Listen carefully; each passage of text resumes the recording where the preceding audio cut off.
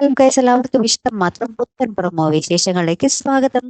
അങ്ങനെ നമ്മുടെ ഇഷ്ടം മാത്രത്തില് ആ ഒരു കാര്യങ്ങളൊക്കെ കലങ്ങി തെളിഞ്ഞു ഏകദേശം. പിന്നെ നമ്മുടെ ഇഷിതയ്ക്ക് മഹേഷിന്റെ അടുത്തേക്ക് പോകാൻ ഒരു ചളിപ്പ്. അപ്പൊ ഇഷിത തിരികെ ഇഷിതയുടെ വീട്ടിലേക്ക് തന്നെ ആട്ടോ വരുന്നത്.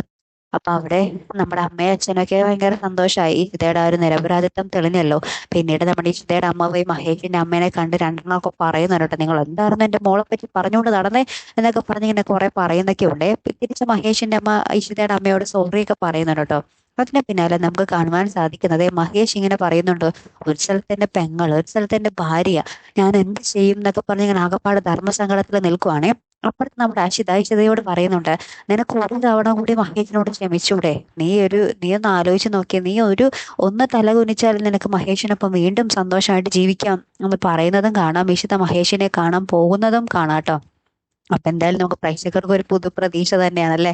എന്തായാലും കാത്തിരുന്ന് തന്നെ കാണാം. അപ്പൊ അടുത്തൊരു വീഡിയോ വരുന്നത് വരയ്ക്കും. Good bye.